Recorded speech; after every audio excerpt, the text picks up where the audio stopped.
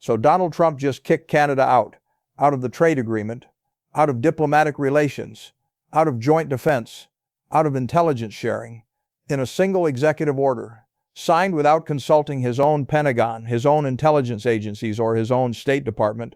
The President of the United States severed the deepest bilateral relationship on earth. NATO is in emergency session tonight. The World Trade Organization is in crisis. Global markets are in free fall.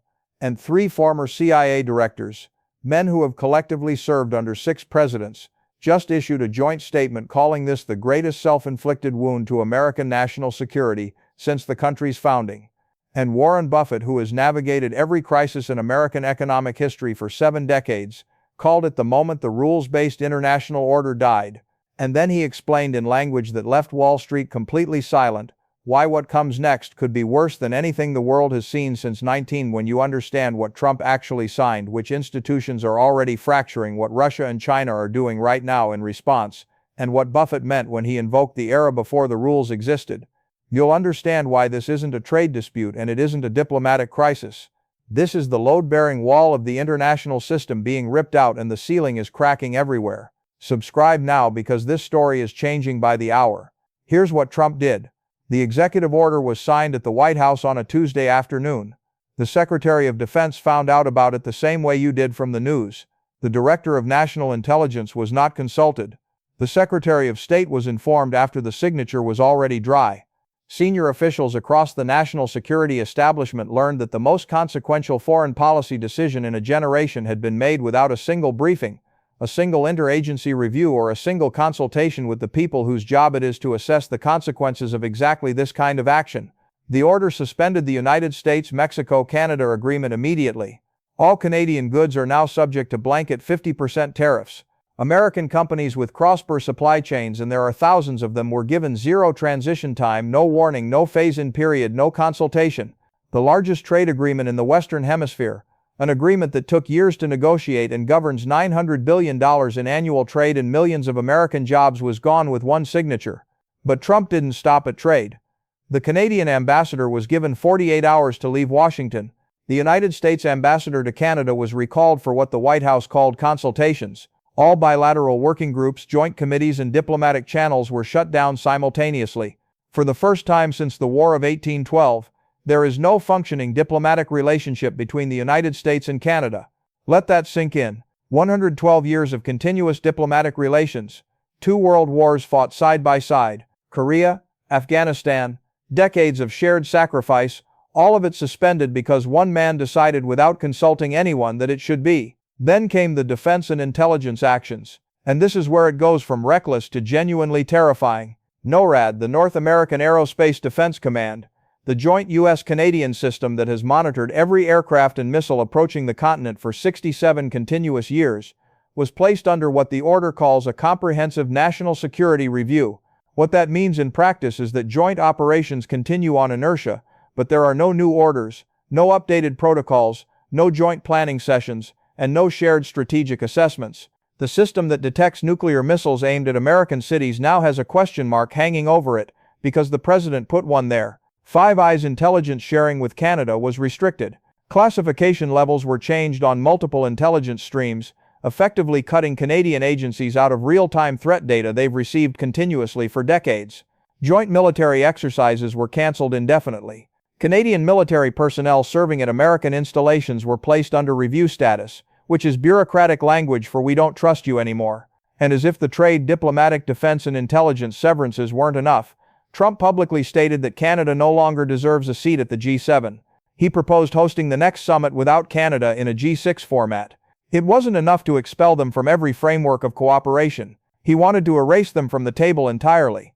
Now what happened next is the part of this story that matters most, because the US-Canada severance, as catastrophic as it is on its own terms, was not the story. It was the catalyst.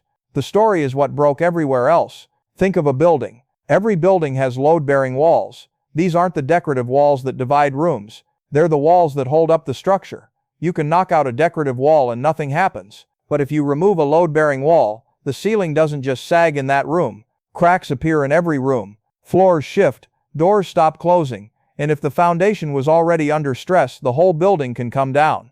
The US-Canada relationship was a load-bearing wall of the global order, not because it was the most dramatic relationship in the world, but because it was the most stable. It was the proof of concept. It was the thing that every other alliance, every other trade agreement, every other international institution pointed to and said, see, this is how it works. Two nations, deeply integrated, mutually respectful, governed by rules that both sides honor. If that relationship can be destroyed by one man's executive order in one afternoon, then nothing in the international system is safe, and the system began cracking within hours. NATO convened an emergency session in Brussels, the first unscheduled emergency session since Russia invaded Ukraine. But this time the crisis wasn't caused by an adversary, it was caused by the leader of the alliance itself. France and Germany issued an extraordinary joint statement. If the United States can expel its most integrated ally from foundational agreements without consultation, without process, and without consequence, then no NATO commitment can be considered credible. We call on all member states to conduct an urgent reassessment of alliance reliability. Those words, alliance reliability, sent shockwaves through every European capital. Because reassess alliance reliability is diplomatic code for we need to figure out if these promises are real. Turkey, already the most skeptical NATO member, used the moment to announce it would reassess the scope and nature of its NATO obligations. Language that intelligence analysts read as Turkey preparing to formalize its drift toward Russia and its own regional agenda. The Baltic states, Estonia, Latvia, Lithuania, responded with something closer to existential panic. These are countries that depend on NATO's Article 5 for their survival. They border Russia. Their national defense strategies are built entirely on the assumption that if Russia attacks, NATO responds. If the United States can kick Canada out of its alliance framework overnight by executive order, Article 5 is not a guarantee, it's a suggestion, and suggestions don't stop Russian tanks. Poland, which has been the most pro-American country in Europe for decades, hosting American military bases, buying American weapon systems, publicly defending American foreign policy at every turn, summoned its American ambassador for what it called urgent consultations. When Poland is questioning the American alliance, the foundation has cracked, the trade order cracked simultaneously. The USMCA wasn't just any trade agreement. It was the most recent, most comprehensive, and most modern trade deal the United States had signed. It was supposed to be the gold standard, proof that America could still negotiate, honor and maintain complex multilateral economic frameworks. If the gold standard can be suspended by executive order overnight, then no trade agreement with the United States is secure. Not the US-Japan deal, not the US-EU framework, not any of them. Japanese and European trade officials began what they publicly called contingency planning, reviewing what happens if their agreements are next. The WTO Director General issued an extraordinary public statement, warning of cascading trade uncertainty, unprecedented in the post-war era. Every trade negotiator in the world learned the same lesson at the same time. Agreements with the United States are not contracts. They're suggestions that can be revoked without notice by whoever happens to be sitting in the Oval Office. The intelligence crisis may be the most dangerous of all, and it's the one getting the least attention. Five Eyes, the intelligence sharing alliance among the US, Canada, UK, Australia, and New Zealand, is the crown jewel of Western intelligence cooperation. It operates on a principle of absolute mutual trust. Each member covers the blind spots of the others. Canada's Signals Intelligence Service, CSE, monitors geographic regions and communications targets that complement American coverage. Cut Canada out and you don't just lose Canadian intelligence, you lose the coverage of the threats Canada was watching for you. You create gaps, and gaps in intelligence get people killed. 3 former CIA directors issued an unprecedented joint public statement. Restricting intelligence sharing with Canada for political reasons represents the most dangerous act of national security self-harm we have witnessed in our collective century of service to this nation. A former MI6 chief separately warned that intelligence networks built over decades can be destroyed in days. Rebuilding them takes decades more. Some of this damage may prove irreversible, and the remaining Five Eyes members, the UK, Australia, and New Zealand, are now asking the question that poisons every intelligence relationship. Could this happen to us? Could our intelligence sharing be weaponized for political purposes by a future American president? And if the answer is maybe, then the sharing stops because intelligence agencies that can't trust each other don't share, and agencies that don't share missed threats, then the predators moved. They didn't hesitate, they didn't deliberate, they didn't wait to see how the situation developed, or whether cooler heads might prevail. They watched the Western alliance fracture, and they acted within hours. Because predators don't operate on hope, they operate on opportunity. And the largest strategic opportunity in a generation just opened up in front of them. Russia repositioned military units closer to the Estonian and Latvian borders within 24 hours. not major offensive formations, not yet, but reconnaissance units, electronic warfare assets, and logistics staging elements that any military analyst would recognize as the preparation for a larger movement. Russian state media, which operates as an extension of the Kremlin's strategic messaging, began running stories questioning the historical legitimacy of Baltic state borders, a rhetorical pattern that has preceded every Russian territorial action in the post-Viet era. Russia conducted unannounced naval exercises in the Baltic Sea, deploying vessels that had been docked at Kalining into shipping lanes used by NATO member states. The Estonian Prime Minister held an emergency press conference, and her words carried the weight of a nation that has spent its entire modern existence preparing for the moment when its survival would be tested. "We are watching the alliance that guarantees our survival fracture in real time," she said. "We need answers from Washington, and we need them immediately." But Washington wasn't answering. Washington was too busy dealing with the fallout of its own actions to reassure allies in Ocean Way. The Estonian defense minister, speaking separately to the BBC, was more blunt. "We have always planned for the possibility that Russia would test Article 5. We never planned for the possibility that the United States would make Article 5 meaningless before Russia even had to." Latvia and Lithuania echoed the panic. Lithuania announced it was accelerating its conscription timeline. Latvia began emergency consultations with Nordic neighbors Sweden, Finland, Norway, about regional defense arrangements that could function independent of NATO. These are countries of 2 million people, 3 million people preparing to defend themselves against a nuclear superpower because the alliance that was supposed to protect them just lost its credibility. China moved simultaneously and with even greater strategic calculation. Naval patrols expanded around disputed islands in the South China Sea, with at least 3 additional warships deployed to the area within 48 hours. Construction activity accelerated on artificial military installations. Satellite imagery showed new concrete being poured on Fiery Cross Reef and Mischief Reef, both of which serve as forward military positions in contested waters. And the Chinese Foreign Ministry issued a statement that wasn't a reaction to the crisis. It was a declaration of a new era. The era of American-dictated international rules is ending. A new multipolar order based on mutual respect and sovereign equality is emerging. China stands ready to work with all nations in building this new framework. That statement was carefully constructed. It wasn't aggressive. It wasn't threatening. China was positioning itself not as a rival to America, but as an alternative partner for nations that just discovered their American partnerships have an expiration date. Taiwan's defense ministry quietly raised its alert level. Japan's prime minister called an emergency cabinet session and announced the country would urgently review its defense posture in light of changing alliance dynamics, language that in the context of Japan's constitutional constraints on its military signals a seismic internal debate about rearmament. South Korea reopened diplomatic channels with North Korea that had been dormant for years, not because anyone in Seoul trusted Pyongyang, but because they no longer trusted the guarantees that had made those dormant channels unnecessary. Iran tested a new ballistic missile within 48 hours of the announcement. The timing was calculated for maximum symbolic impact. This wasn't a scheduled test. It was a message. North Korea launched a test missile over the Sea of Japan, the third such launch in a year, but the first since the Western alliance began visibly cracking. Saudi Arabia and the UAE began what diplomatic sources described as exploratory discussions with China about defense cooperation frameworks outside the American orbit. Conversations that would have been unthinkable a year ago, but that suddenly seemed not just thinkable, but necessary. Israel's Security Cabinet held an emergency session that lasted 7 hours. Their entire strategic doctrine, their entire national survival framework, is built on the bedrock of American alliance reliability. The assumption that in a crisis America will stand with Israel is not just a diplomatic nicety. It is the foundation of Israeli defense planning, nuclear deterrence posture and regional negotiating strategy. That foundation just developed a crack visible from space, and Israeli defense officials speaking anonymously to Haaretz acknowledged what no one wanted to say publicly. "We are beginning contingency planning for a world in which the American security guarantee cannot be assumed." Australia fast-tracked defense cooperation agreements with the United Kingdom, India and France. Canada, the country that had just been expelled, began immediate consultations with the EU about a comprehensive security and trade partnership that would reduce its exposure to American unilateralism permanently. And across Southeast Asia, from the Philippines to Indonesia to Vietnam, governments that had been carefully balancing between Washington and Beijing began shifting their weight, not decisively, not irreversibly, but noticeably. The needle was moving, and it was moving away from the United States. This is what happens when the sheriff announces he's firing his deputies.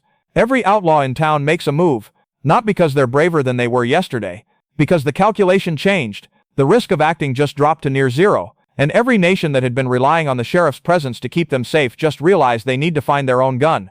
And then Warren Buffett released a formal written statement, not a comment at a press conference, not a casual aside at a shareholders meeting, A written statement precisely worded, carefully constructed, released simultaneously to every major financial publication. In 70 years of public life, Buffett has never issued a formal written statement on a geopolitical event. That fact alone tells you everything about the gravity of the moment.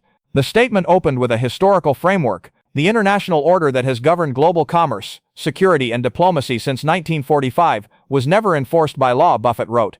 It was enforced by voluntary compliance. Nations followed the rules because other nations followed the rules. Agreements were honored because honoring agreements was what credible nations did. Today, the most powerful nation on earth demonstrated that it can tear up any agreement, expel any ally, and destabilize any institution, and face no structural consequence. The voluntary compliance that held the system together is over, and without voluntary compliance, the system doesn't reform, it collapses. Then he added the line that Wall Street will remember for decades: institutions die the way Hemingway described bankruptcy. Gradually, then suddenly, we have been watching the gradual part for years. The WTO paralysis, the treaty withdrawals, the alliance erosion. Today was the suddenly. Buffett went further. He said that every asset he owns, every investment Berkshire Hathaway holds, was valued under the assumption that the rules-based international order would persist. That assumption, he wrote, is no longer valid. Berkshire Hathaway announced an accelerated review of all international holdings and government-dependent contracts. When the most successful investor in the history of American capitalism tells the world that the foundational assumption underlying his entire portfolio has been voided, that's not a financial adjustment. That's a civilizational diagnosis. And his final paragraph was the most devastating. He invoked history. The last time the international order collapsed in the early 20th century, it produced 2 world wars, a global depression, and the deaths of 100 million people. I am not predicting that outcome, but I am saying that the people who built the post-war system built it specifically to prevent that outcome, and the people who are now dismantling it either don't know the history, or they don't care. Neither possibility is reassuring. Think about that for a moment. Warren Buffett at 94 years old, calmly drawing a line between what happened today and the era that produced world wars. Not as hysteria, not as political rhetoric, as historical analysis from a man who has lived through most of the post-war period and understands better than almost anyone alive what the rules-based order was designed to prevent. Markets responded accordingly. The Dow dropped 1,200 points in a single session, the largest single-day decline since the pandemic crash of 20. But unlike the pandemic crash, which had a visible cause and a foreseeable resolution, this crash had no floor, because the cause wasn't a virus or a financial bubble or a supply shock. The cause was the evaporation of institutional credibility. The dollar weakened against every major currency: the euro, the yen, the yuan, the pound, the Swiss franc. Gold surged to record highs, passing $2,800 an ounce. The classic indicator that investors are pricing in systemic instability, not just a bad quarter or a recession scare. Bond markets signaled a flight from U.S.-denominated assets at a pace not seen since the 2008 financial crisis. Capital was moving not to specific opportunities or safer sectors, but away from American institutional risk entirely. The markets weren't crashing because of the U.S.-Canada trade disruption. Specifically, $900 billion in trade is enormous, but the market can price that kind of loss and move on. What the market couldn't price was the meta question. If the United States can destroy its most important trade agreement by executive order overnight, what is any American economic commitment actually worth? The credibility of every American commitment to every trading partner, every ally, every investor, every bondholder was being repriced simultaneously. And when everything is being repriced at once, the result isn't a correction. It's a panic inside the United States. The political reaction was equally chaotic. Congressional leaders from both parties were blindsided. The Senate Foreign Relations Committee chair, a Republican, issued a statement within hours, calling the executive order a catastrophic overreach that threatens American security and prosperity and demanding an emergency hearing. The chairman of the Joint Chiefs reportedly requested an urgent meeting with the president to discuss the NORAD implications and was told the president was not available. That detail leaked to the press within minutes, and its implications were devastating. The nation's top military officer couldn't get a meeting with the commander-in-chief to discuss the joint defense of the continent. Republican senators from border states Michigan, Montana, New York, Washington were fielding panic calls from businesses facing the sudden imposition of 50% tariffs on their supply chains. Democratic leaders called for an emergency session of Congress to override the executive order, but the constitutional authority of the president over foreign affairs made the legal path uncertain. The White House legal counsel's office reportedly warned the president before the signing that several elements of the order might face judicial challenge and was overruled. And on the streets of American cities with large Canadian expatriate populations, Detroit, Seattle, Buffalo, Boston, The human dimension was playing out in real time by national families suddenly unsure whether border crossings would remain open. Canadian workers employed at American companies wondering if their visas would be honored. American businesses that ship goods to Canada every single day staring at a 50% tariff wall that appeared overnight. A hospital administrator in Buffalo told CNN that his facility depends on Canadian-trained nurses and pharmacists crossing the border daily and that losing them would create immediate staffing shortages affecting patient care. "This isn't abstract for us," he said.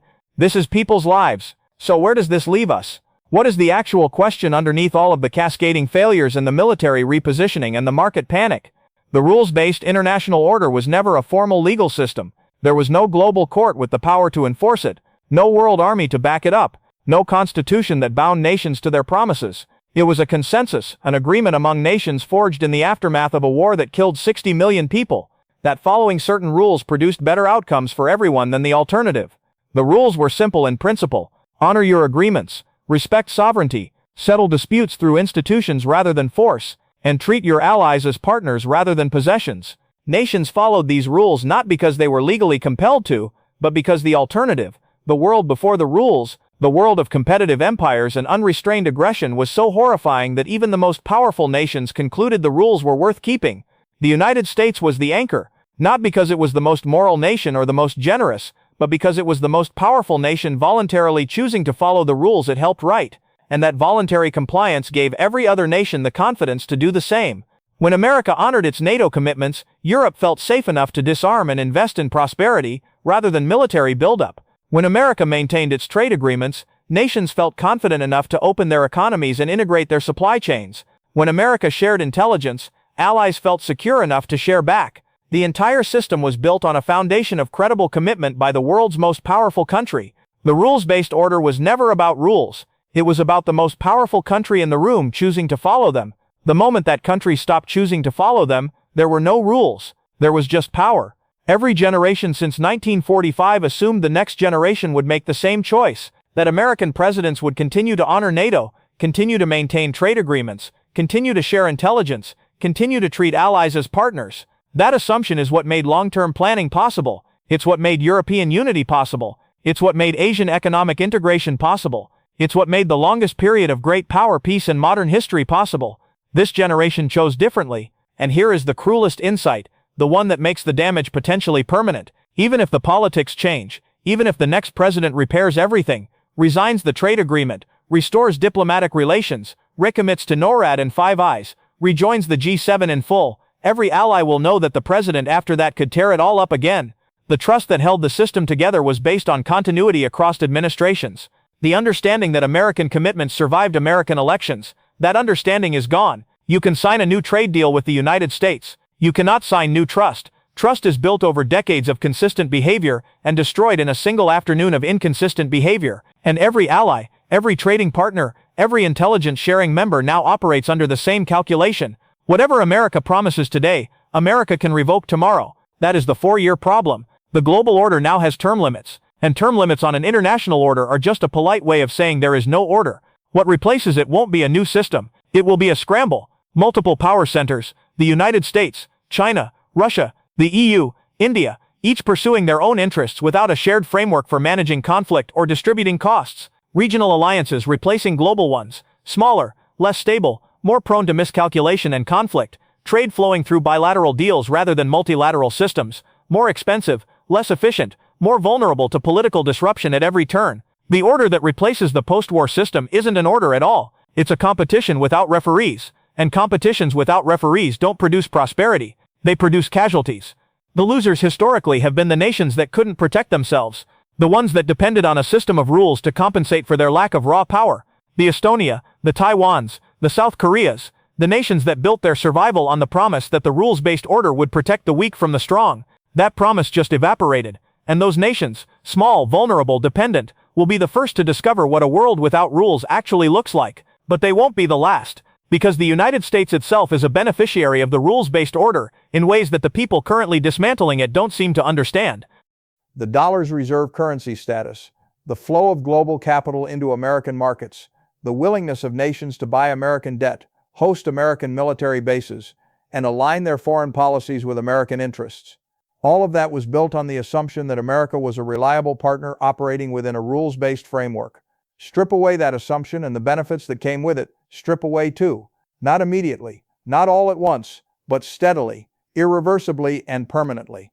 So, here's where we stand. Trump kicked Canada out, trade suspended, diplomacy frozen, defense threatened, intelligence restricted, the G7 reduced to 6, NATO an emergency session in Brussels, the WTO issuing warnings about cascading trade uncertainty, markets in free fall, the Dow down 1,200 points, gold at record highs, the dollar weakening against every major currency, Russia repositioning near the Baltics, China expanding in the South China Sea, Iran testing missiles, North Korea launching over the Sea of Japan, Saudi Arabia talking to Beijing about defense cooperation, America's closest allies, the nations that have stood with the United States through every crisis for 80 years building Plan B, and Warren Buffett in a formal written statement released simultaneously to every major financial publication, delivering what amounts to a eulogy for the post-war international order with a quiet warning about what came before it. The domestic fallout is just beginning. Congressional leaders are demanding emergency hearings. The chairman of the Joint Chiefs can't get a meeting with the president. Border state businesses are staring at overnight tariff walls. Bishop families are wondering if they'll be able to cross the border tomorrow. A hospital in Buffalo is trying to figure out how to treat patients without the Canadian medical staff who cross the bridge every morning. This was never just about Canada. Canada was the load-bearing wall. The most stable, most integrated, most trusted relationship in the international system. The one that every other alliance pointed to as proof that the rules worked. The one that showed the world this is how it's supposed to function. Two nations deeply different in size but equal in dignity, bound by institutions and agreements that both sides honored because honoring them was what credible nations did. Remove that wall and the ceiling doesn't crack in one place. It cracks everywhere. Every room, every floor, every joint and beam that depended on that wall for support.